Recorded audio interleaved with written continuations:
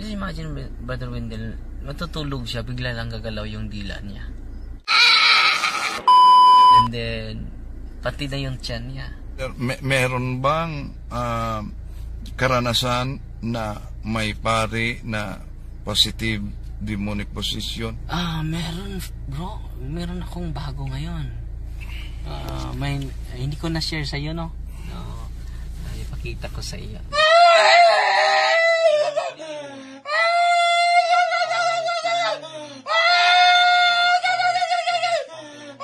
I'll go immediately and directly to the foot of the cross of Jesus and not...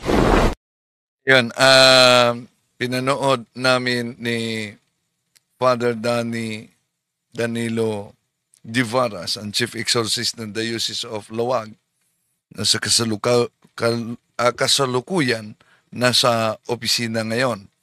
Totoo ito na pangyayari, mga kapatid. Ngunit marami ang di na naniniwala na nasa spiritual na digmaan tayo. Maniniwala man kayo at hindi, di kayo makakatakas. We are in the field of spiritual war.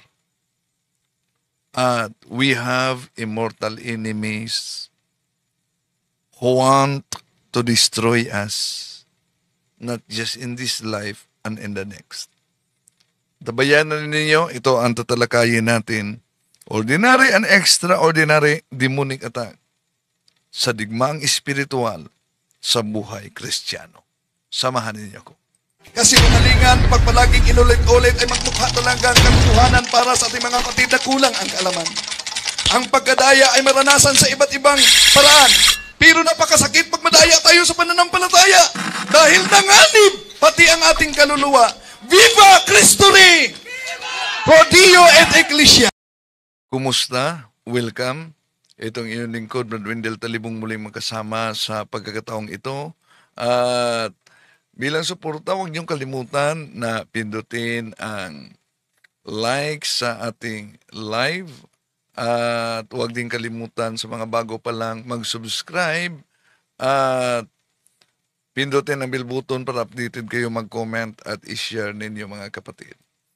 Sa pagkakataong ito, ako ang inatasan sa ating punto por punto na magtalakay.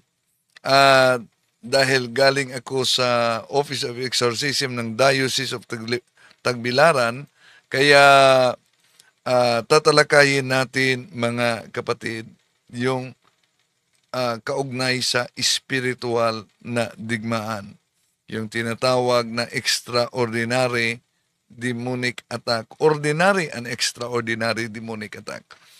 At sandali muna, papasok muna ako sa punto por punto dahil ako ang naka-schedule kasi ngayon, no, na magtalakay, mga kapatid. Okay?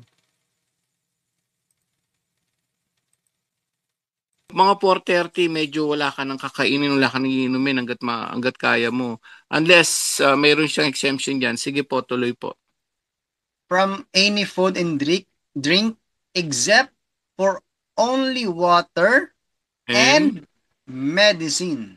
Yun. So kung medicine, kanina nagtanong siya about yung pong salt kasi bawal kumain ng Yun nga sabi ko kanina, unless kung kailangan mo ng medicine para sa yung Holy Exorcise medicine, walang kasalanan doon. Para may dokumento lang tayo. Baka ayaw naman nating marami pa namang kaparian ngayon at nagsusubaybay sa atin. So, may dokumento po tayo, binabasa lang natin. Hindi po natin sariling utos yan.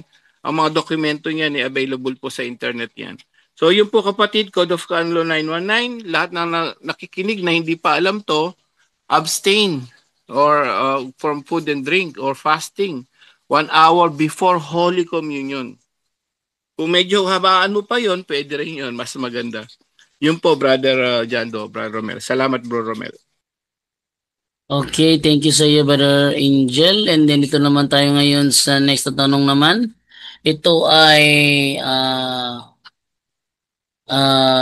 kay Brother Romel Palma ito.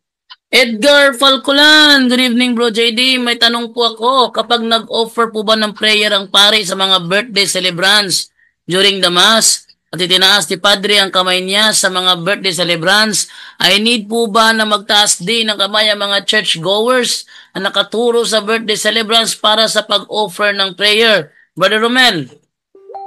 Alright, bago pa natin sagutin yan, acknowledge po natin, nandito na po si Brother Wendell Talibong, no, na magbibigay po ng topic. So, as far as I know, so it is not obligatory that we will raise our hand.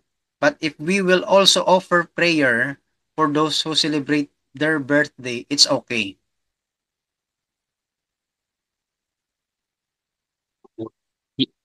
Yun na yun, Brother Romel. Okay na yun? Yes po, yan po yung sagot. Okay. So, atin na ibigay naman ngayon sa ating matatapik ngayong gabi, si Brother Wendell Talibong from Uzami City sa kanyang greetings at sa kanyang topic. Brother Wendell Talibong, good evening. Good evening, Brajendo, at sa ating mga... Bro Wendell. Okay. Kumusta? Bro Wendell. Sandali. Bro Wendell. Okay. Ayun. Okay. Good evening sa lahat ating mga kapatid na sumusubaybay ngayon at sa mga kaparian na nagsubaybay ngayon. Si Father Lucas Enoch, no? Nagsusubaybay, spiritual director ng Archdiocese of Cebu, CFD. At di lang yan, si Father Alfred Biernes, spiritual director din ng CFD, sumusubaybay sa atin palagi.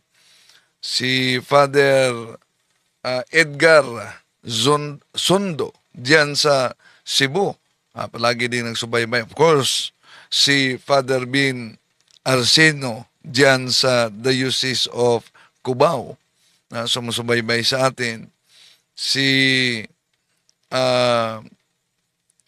dami pa, no? Isa-isahin natin.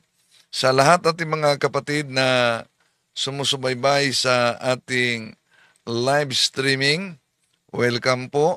At sa pagkakataong ito mga kapatid, galing lang ako sa Office of Exorcism ni Father Darwin Gitgano sa Diocese of Tagbilaran kasama ni Brad Tata Rosal, at sa kasalukuyan ngayon yung team ng Diocese of Lawag sa pagpamuna nila ni Father Danilo Father Danny Divaras, ang Chief Exorcist, ay nasa office ngayon ni Father Darwin. Kasama sila si Bro Nanding, Sis Abigail Pascual, ang team sa naturang diocese, mga kapatid. So, ang ating tatalakayin ngayon, of course, ang kaugnay sa spiritual warfare.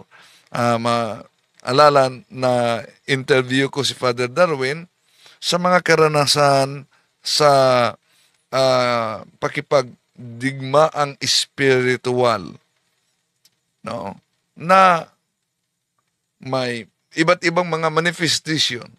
May humaba ang dila at may case pa na kahit pare ay nagiging positive. Just imagine, Brother Wendell, matutulog siya, bigla lang gagalaw yung dila niya. And then, pati na yung tiyan niya. Meron bang karanasan na may pare na positive demonic possession? Meron, bro. Meron akong bago ngayon. Hindi ko na-share sa iyo, no? Ipakita ko sa iyo.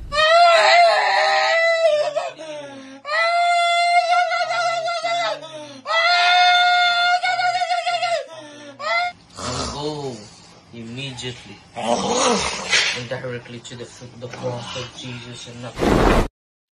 Iyon ang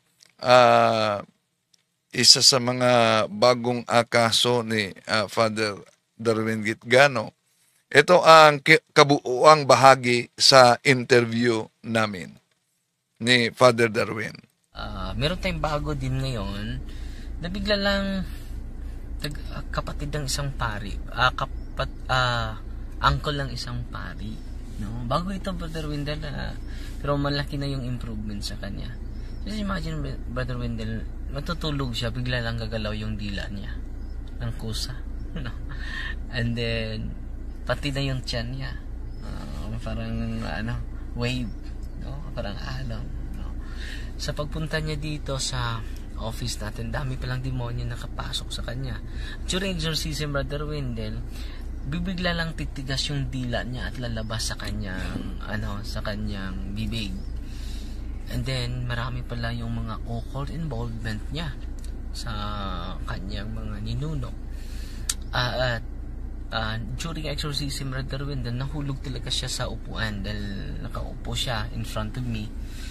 And then nung na-interview sa kasamahan natin, meron talaga mga espiritu at iba't iba yung mga karamdaman niya, Brother Wendell, at hindi niya ma-explain, pati yung doktor hindi ma-explain. And then seaman siya, Brother Wendell, at during exorcism, sabi ng mga demonyo, kami ang dahilan kung bakit na-disgrasya ka dun sa barko. At meron silang kapitbahay, Brother Wendell, na mangkukulam, no?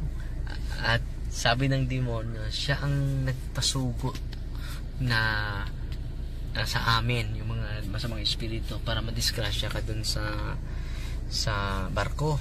Yung tinanong namin after sa exorcism, nadisgrasya ka ba sa barko? Oo, Father, kaya nga hindi na ako nakabalik.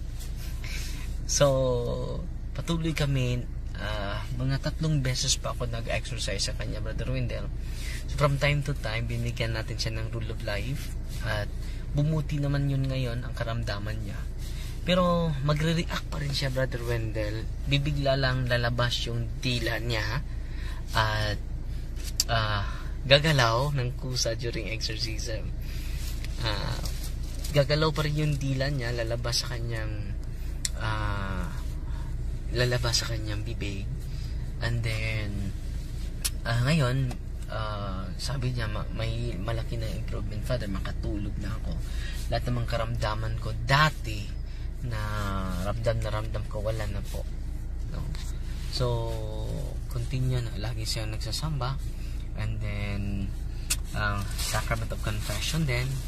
And then nagsagawa din sila regular everyday, Brother Wendell, yung asawa niya ay nagsagawa ng prayer of deliverance, no? So malaki na yung improvement sa kanyang kalagayan ngayon, Brother Wendell.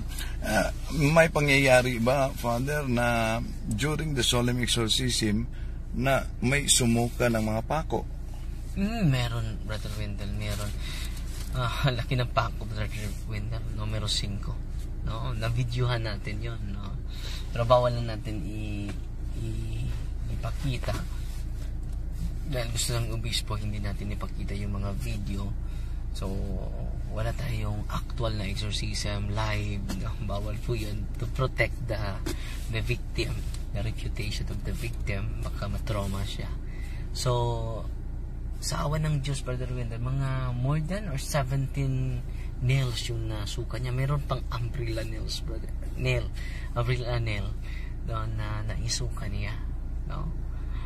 Kilala mo yung umbrella nail, Brother Wendell, sa mga bubong? Para sa bubong yan. Para sa bubong. Yun ang sinusuka niya. And then 2 years po, Brother Wendell, nagsasuffer siya ng mga karamdaman na hindi niya maunawain. Pati yung doktor hindi nila maunawain. So nakakita nila yung mga testimonya natin sa Facebook, YouTube. So pumunta sila doon. Sa harap ko talaga, Brother Wendell, during deliverance. Kita ko yung pako. May numero 1, may numero 2, may numero 3, may numero 4. Yung sa harapan ko, Brother Wendell, numero 4, no? Pero yung pinaka mataas na pako, yung numero 5, Brother Wendell, ang naisuka niya. So tinanong natin, dahil hindi naman tayo maniwala, baka dineceive lang tayo ng biktima, no, na kumakain siguro ng pako. Tinanong ko siya, baka kinain mo ito, Father, anong akala mo sa akin na buang? No? Matino pa yung utak ko, Father. And then, hindi lang pa ako yung sinusuka niya, bro. Mga sharp object. At lumabas pa yung mga karayom dito, bro. Was 17 na karayom. Basta more than 10. Ang laki ng mga karayom, bro, lumabas dito sa kanyang liig. Na more than 10. Kung hindi ako, dahil matagal na ito mga 4 years ago. Na-experience natin. And then, meron din siyang Arius, brother. Wendell, yung earrings, no? Sinuka niya. Ano pa yung sinuka niya? Yung stapler. Ng stapler. Sinuka niya. Mga sharp object, bro, Wendell. Bigla lang siyang susuka. Galing dito, bro. Yung galing sa kanyang tiyan, lalabas. Dito sa bikutuka niya. And then, ang sawa ng Diyos, bumalik na siya sa trabaho. At maraming pagkakataon na na-miss yung mga trabaho niya. Pero ngayon, nagkaanak na siya. And then, nag-enjoy na siya sa trabaho niya, Brother Wendell. So, yan po ang good news. So, ano ang di mo makalimutan sa ministering ito? Hindi ko makalimutan sa ministering ito, Brother Wendell. Meron pa tayong mga pasyente ngayon, 3 years na. Ilan lang, hindi makaabot ng 10. Pero marami, Brother Wendell, ang naliberate. Yung itong pasyente natin na 3 years,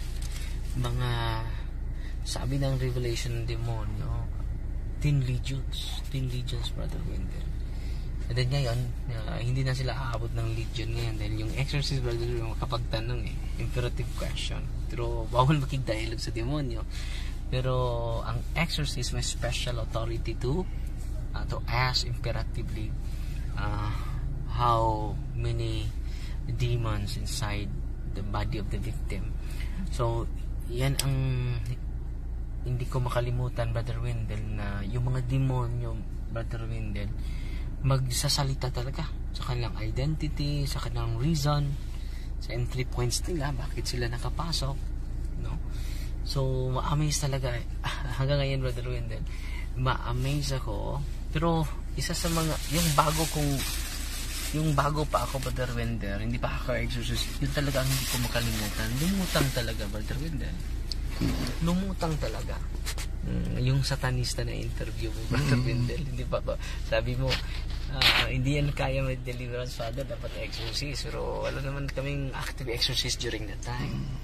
So, yung particular experience, Brother Wendell, hindi ko makalimutan. Yung paglutang niya.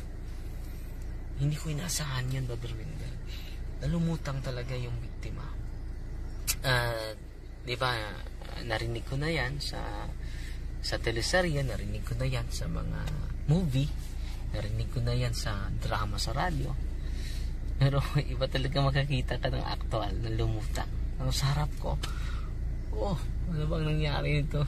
Totoo talaga, sa ministering ito, Brother Wendell, titibay talaga yung pananampalataya mo, titibay talaga yung devotion mo sa Panginoon at sa mga santo, sa mga anghel, no?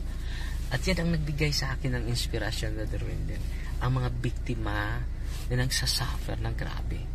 So, sabi ko sa Panginoon everyday, Lord, iaalay ko na yung buhay ko para sa mga taong hinaharas ng demonyo.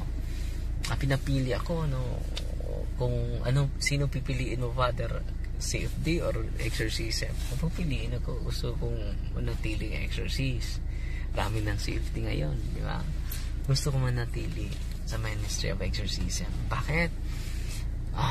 Dito makikita ko ang visible presence of the Lord in this ministry, Brother Wendell, no? Ang kapangyarihan sa Diyos ay damang-dama ko. Kaya nga punong-puno yung office natin, Brother Wendell, from Thursday, Sunday, Friday, Saturday, Sunday. Punong-puno, no? Kaya nga mag-expand tayo, and then salamat sa Diyos, meron na tayong bagong office, pero ongoing pa yung construction. Salamat tayo sa mga mag-donate, and then sa gustong mag-donate, ongoing pa, hindi pa yan matatapos dahil nalaki yung project natin. Pero ang inunan natin yung temporary. So, ang hindi ko malimutan, Brother Wendell, yung satanista, membro ng satanista na may isang dating daan pa siya doon nung panahon na yun, Brother Wendell. Na-amaze siya sa kapangyarihan ng cross. So, yun, isa sa mga, marami naman ako hindi malimutan, Brother Wendell, pero yun ang puno ng kaba, yung misteryosong encounter, Brother Wendell. Just imagine, lumuta. Ano ang karanasan mo na di mo makalimutan na actual talagang tumutulong ang Mahal na Birhen Maria? Maraming beses, Brother Wendell. Halos lahat ng exorcism ko, Brother Wendell. Tingin ko walang exorcism na hindi natutorture yung demonyo using the powerful intercession of Mama Mary, Brother Wendell. Hindi ko maalala na wala siya during exorcism, no? Isa sa mga sinabi ng mga demonyo, dahil lalo na kapag mabigat yung kaso, Brother Wendell, maka-assess na tayo na mabigat itong kasong ito.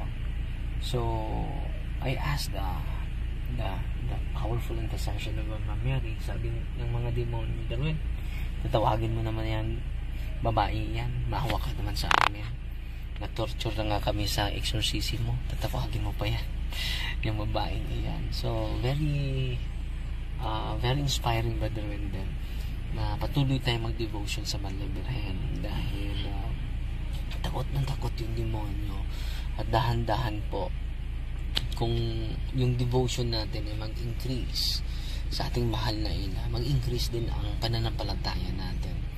Hindi lang ang pananampalataya natin, mag-increase din yung protection natin, mag-increase din yung ating mga graces and blessing, and then we increase our peace of mind, and interior peace, a lot of peace na binibigay yung mundo, superficial peace na yung magbigay ng mundo, pero the Lord will give us an authentic peace, no? Ito yung gusto nating maabot at gusto nating maibahagi sa mga tao na nakikinig natin ngayon, no? The peace of the Lord, ang Panginoon lang makapagbigay niyan, hindi yung kasikatan, hindi yung karangyaan, hindi yung makamundo, kundi galing talaga sa Kanya ang pagsunod at pag-proclaim sa kaharian ng Diyos na nandito na, kasama na natin. Yung na-ordain ka sa pagka-pari, Father, naisipan mo ba na ito mga pangyayaring ito na meron talagang malawak palang pangangailangan sa mga kapatid natin na di nakikita pero ang dami hinaharas? Totoo yan, Brother Wendell. Wanted exorcist talaga. Wanted not only exorcist but wanted deliverance ministers. Ilang center natin, Brother Wendell, tutulong po ito sa mga pari, bubuo ng isang grupo. Gusto ko na ibahagi yung aking karanasan na huwag matakot, di ba? Kung yung mga albularyo nga, hindi sila naordinahan ng pari, pero confident harap sa mga ganitong eksena. Lalo na gamitin natin yung kapangyarihan natin. Tayo lang ang maka-administer ng sacrament, hindi yung laigo. Tayo lang maka-bless ng mga sacramentals, hindi laigo, di ba? Malaking tulong. Pero patuloy lang, so papunta tayo dun, Brother Wendell. And then malaki talaga yung pangangailangan ng mga tao. Kaya nga, isa sa mga prueba natin na malaki yung pangangailangan ng mga tao, pero naligaw sila, no? Dumami na ngayong albularyo, di ba? Dumami na yung mga espiritista, dumami na. Dahil uhaw yung mga tao eh. Parang noong di pa nila nalaman, parang may vacuum na nangyari sa loob. Totoo, brother. At hinahanap nila sa labas. Hinahanap nila dun sa iba. Well, in fact, nasa loob lang. Sabi ni San Pablo, we cannot deny the greatness of the hidden treasure or faith. nasubraan sa pagkahidin, Brother Wendell. Hanggang pati pare hindi na alam. So, sabi ni Kristo din sa kanyang mga apostol, sinasabi ko na sa inyo, sa malinaw na malinaw, ang mga tagong kaalaman sa karian. No, tagong kaalaman. So, ito na po. No, ito na po. And then, wanted exorcist, wanted deliverance team sa bawat diocese para maka-accommodate tayo ng mga haras ng demonyo, and then they will glorify more the power of the Lord, Brother Wendell. Kinakailangan, no? So, ginagamit natin itong social media, Brother Wendell, to empower.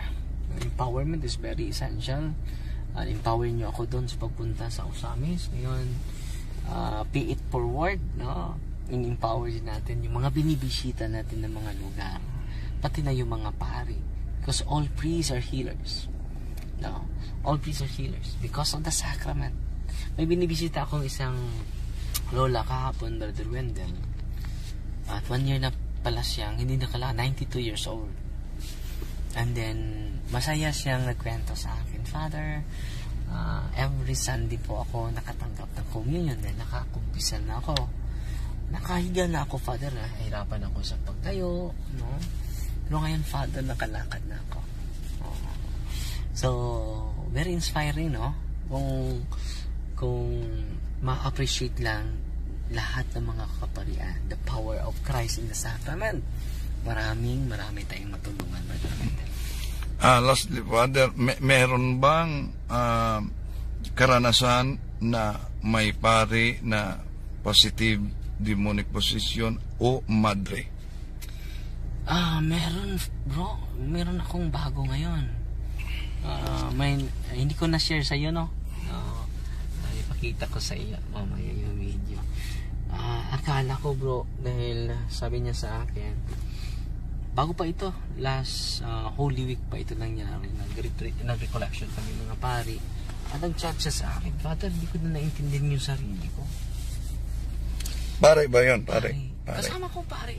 Sa Dayas na sinasabihan ko na din si Bishop, at na ano siya na ganun ba na parang naantig si Bishop dahil itong paring ito, sabi niya, Father, gusto na akong tumigil sa pagkapare, wala naman siyang issue, hindi lang niya maintindihan yung sarili niya, bro. Hindi lang niya maintindihan yung sarili niya. And then, ay, sorry.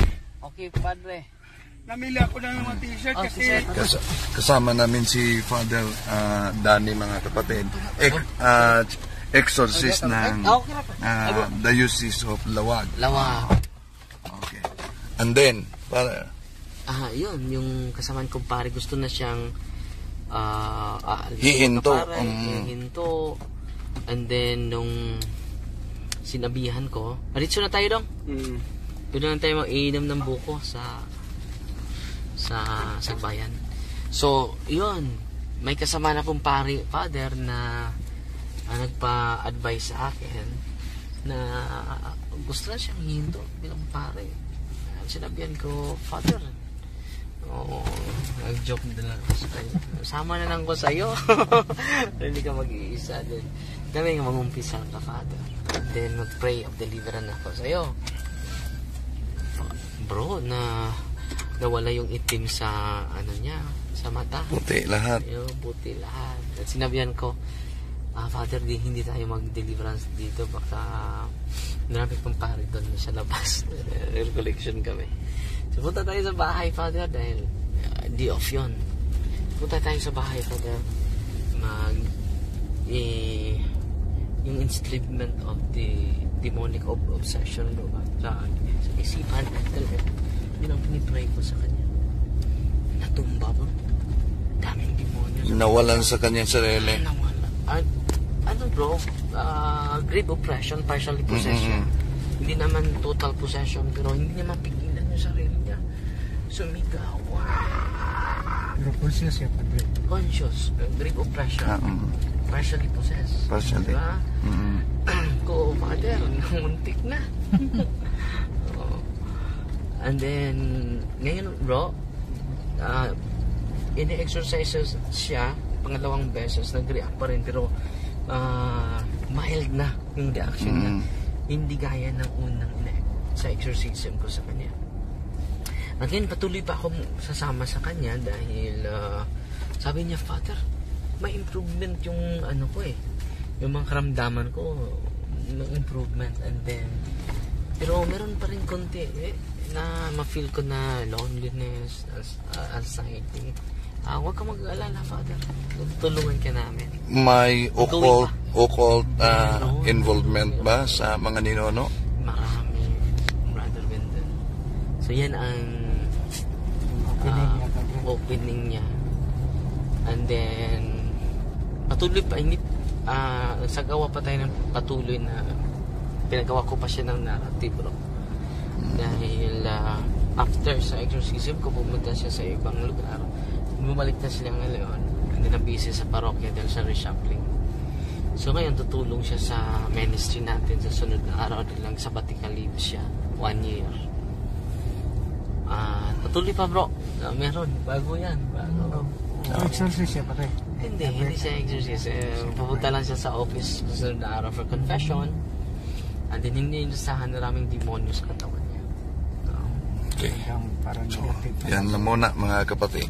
So, yan, Message mo, Father. message natin, kahit pala pari pwede haras ng demonyo. Hindi naman siya possessed, partially lang na harassment ng demonyo. At alam niyo mga kapatid, hindi niyan madali siyang sensitive siya, very emotional, dali malungkot, dali maapektuhan, very emotional. Nung ina-exercise natin, ang dami ko lang mga espiritu nakapasok sa kanyang katawan. At yun, positive na siya ngayon, pero sinabihan ko, patuloy pa tayo, hindi ba yan pero sumusukas siya pare. grabe, ang daming laway, stick ka sa live pa talaga, bro. No. May video tayo, pakita ko sa inyo mamaya. No. God bless. Okay, nagkataon din na ang team sa Diocese of Lawag ay kasama namin sa pagpanguna ni Father Danilo Divaras, ang Chief Exorcist, bago lang kasi sila, kaya nagkasundo kami magsagawa ng GC para sa anumang consultation tulad sa Diocese of Talibon, no, meron kaming GC sa mga pangyayari. Okay? Sana di tayo mawala. Nagiging unstable pala ang aking signal. Okay. Patuloy natin mga kapatid, no?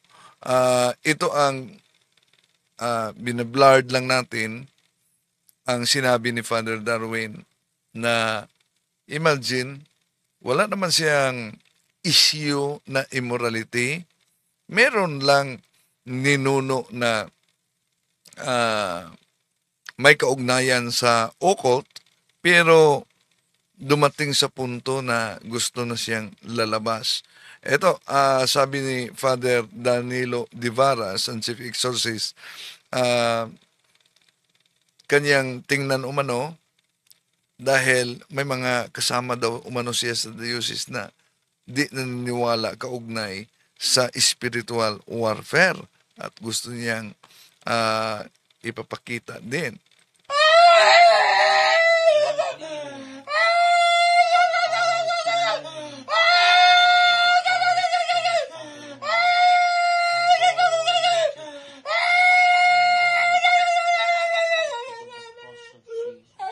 Yun, bahagi lang yan, no? Pero may mga nakakatakot pa na marinig ninyo kaugnay dyan. So, real talaga.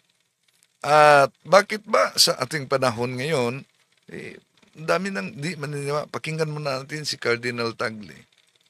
Sa pagpasok ng modern world, pumasok na rin ang mga bagong pamamaraan ng pag-aaral sa Biblia. Yung mga tinatawag nga na historico-critical method. At ang isang naging bunga niyan, bagamat maraming advantages, na naidulot yung method na yan para makuha nating ang malalim na turo ng Biblia. Ang isang naging bunga ay para bagang lahat, hindi naman lahat, pero maraming aspeto ng turo ng Biblia ay dinismiss na lang bilang, symbol lang yan symbol lang yan. Hindi naman yan ng tunay, symbol lang yan. At ang isang nagdusa ay yung the world of the Spirit. Sabi nila, wala namang world of the Spirits symbolic lang yan. Yan. Bukod pa rito, lumaganap rin ang iba't ibang sangay ng siyensya. Kasama na riyan ang psikolohiya. Tuloy tila lahat ng bagay ay mayroon ng paliwanag.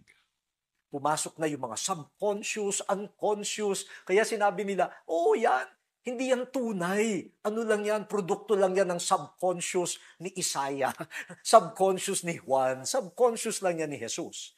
Kaya parang humina yung paniniwala na merong world of the Spirit at in the world of the Spirit, merong patuloy na battle. Yan. Sa mundo ng mga espiritu, may patuloy na digmaan. At ayon kay Father Chad Rafferger, before 1963, the average time to liberate someone from full possession was 1 to 2 days. Average time. Maybe a week on the outside. After 1963, what used to take 1 to 2 days went to 8 months to 2 years to liberate the average person. Then it's now on average 4 years to liberate somebody. There's two reasons for that. One is because the world is much more evil and the demons are a lot more powerful. The second component is that exorcisms work what they call ex opere operantis ecclesiae. What does that mean? It means how holy the people are in the Catholic Church determines how effective my prayers are when I walk into session. That tells us that there's a fundamental problem with the members of the church. They're not as holy as their counterparts were in the past. So imagine, apektado sa panalangin, bakit matagal sa ating panahon mapalayas ang demonyo? Dahil nagdepende pala yan kung gaano kabanal ang mga tao. At ayon kay Father Vincent Lampert, isang exorcist din. And there are 4 different types of things that the church looks for that would validate that perhaps this truly is something demonic. Number 1 would be the ability to speak and understand languages otherwise unknown to the individual, having superhuman strength beyond the normal capacity of the individual, having elevated perception, knowledge about things that the person should not otherwise know. And then 4, probably the one that most people are familiar with, an aversion to anything of a sacred nature, such as having scripture read in front of them, being blessed with holy water, being shown a crucifix, the things that people probably are familiar with simply by watching movies and whatnot on exorcism. So, ang tinatalakay niya ay kaugnay sa extraordinary at the highest form of extraordinary is the demonic possession. Ang demonic possession ay may iba't ibang klase, iba't ibang ori. May tinatawag na occasional type of demonic possession. Kaya nga, dito napapasok yung tinatawag na diagnostic interview. May tinatawag na indwelling type of demonic possession. May tinatawag na epileptic type of demonic possession. Merong tinatawag na dormant type of demonic possession, meron tinatawag na somnambulistic type of demonic possession. So, iba't iba yan, no?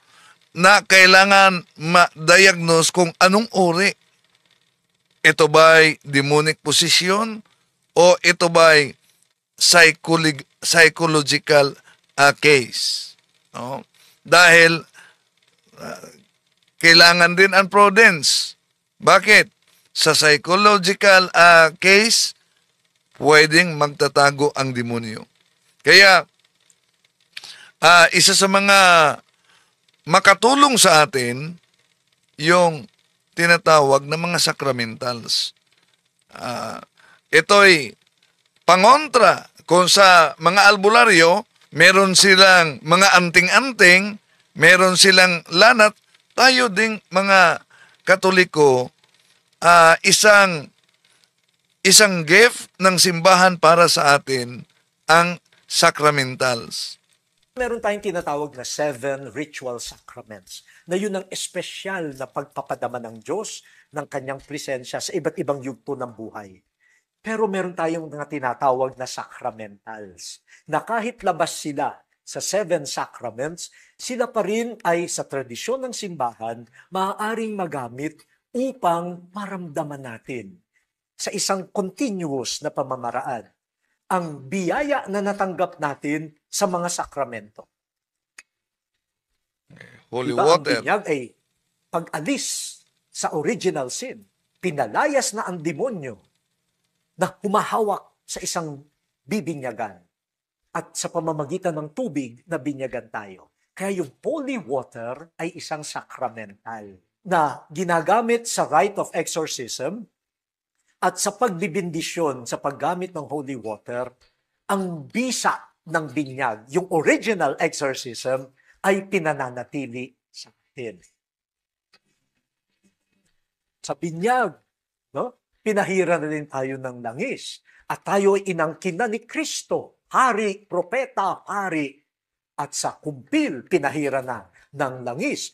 Bagong bugso ng Espiritu Santo. Kapag ikaw ay threatened by the devil, yung langis, holy oil, na ay muling gagamitin para ang bisa at lakas ng Espiritu ay dumaloy muli sa iyo. Yung lumang ritual ng binyag, nilalagyan ng asin ang labi ng bata. Bakit? Ang asin kasi ay preservative, no?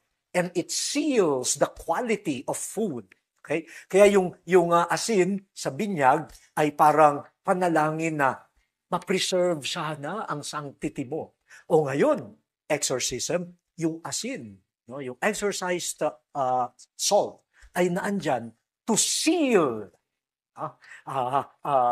the location, no? Where the exorcism is happening, no? At para mapagtibay muli ang pagiging makadiyos nitong tao.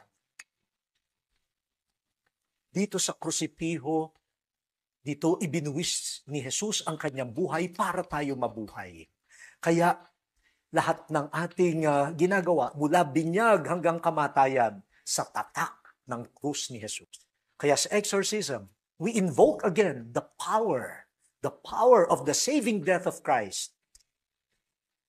Ang relic, ito ay usually galing, lalo na yung mga first-class relics, ito yung mga galing sa, sabihin natin, ng mga banal na tao na nakibaka na rin sa demonyo at kasamaan. Kaya kung meron tayong relic, inilalagay yan minsan sa ulo ng possessed o sa ibang bahagi pa ng katawan upang maramdaman niya na hindi siya nag-iisa. Na siya ay may mga katuwang, mga banal na tao na nananalangin at nakikibaka kasama niya. At ang isa pa, yung Holy Eucharist, the Blessed Sacrament, na special na presensya ng Panginoon. Kaya yan, dala-dala ng mga pari na nag-exercise. At yun din ang panglaban nila, proteksyon nila sa kanilang gagawin, at yun din ay the banquet, the food of consolation doon sa inaalihan ng demonyo. Yan. Ang mga sacramentals at sacrament na tinatalakay ni Cardinal Tagle, mga kapatid. At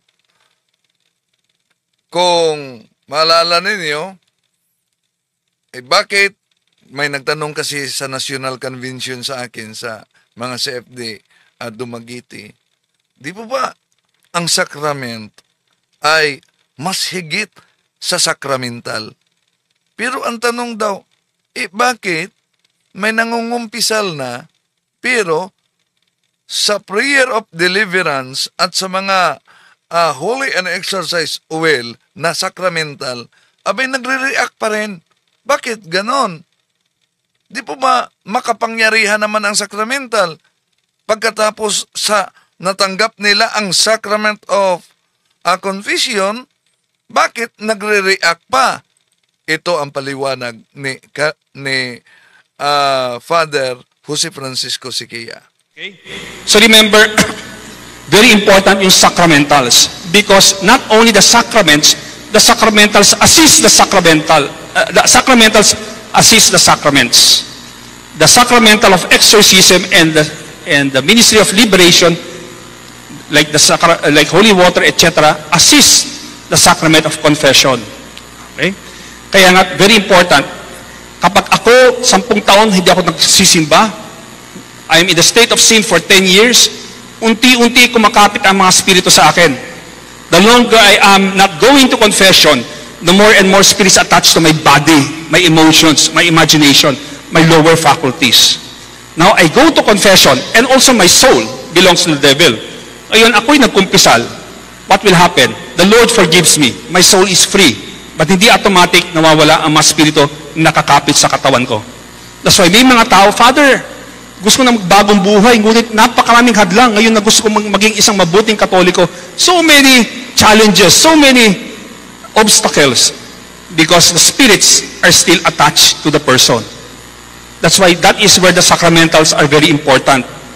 Don't underestimate being in the state of sin for a long time. That's why kaya nga kapag binibinyagan niya ang isang bata, di ba dapat kapag nabinyagan ang isang bata, dapat pure na. Bakit kailangan pa ng exorcism? No, yan ang malinaw na paliwanag ni Father Jose Francisco Siquia. Ngayon, may nabasa ako sa comment dito na si Shani PH kaugnay sa lapit sa albularyo at manghihilot. May pahayag si Bishop Marvin Masida kaugnay sa paglapit sa mga albularyo. Pag sinabi natin, kailangang gumaling ako at all cost, anuman gagawin ko, kahit mga ritual yan, mapapalayo tayo sa Panginoon. At mawawalan tayo ng ginto patungong langit, ang ating suffering. Yun ang deception ni Satan. Huwag ka nang mag-suffer. No, hindi mo na kailangang masakit pa. Huwag ka nang mag-suffer. Kinukuha sa atin ang krus natin. Ang krus, ang daan, papuntang langit. So nakita natin ang deception ni Taning. Okay, they are contrary to the virtue of religion. Okay. Ito pa po, may isa pa. Yung mga traditional cures, ito po, recourse to traditional cures. Ang ibig sabihin ng traditional cures, yung mga dahon-dahon, di ba? Which are okay. Yung mga hilot, okay po yan. Pero kailan nagiging masama? Sabi dito sa teaching, sa CCC ng ating simbahan, when there is an invocation of evil powers. Ano ibig sabihin? Pag meron ng orasyon. Merong isang kapatid tayo sa isang ganitong orientation, sabi niya, Bishop, naghihilot po ako. At habang naghihilot ako, pinipray ko yung pasyente ko. Hindi niya alam pero pinipray ko siya, sarili ko lang. Wala namang masama doon, Bishop, di po ba? Sabi ko, oo nga, wala namang masama.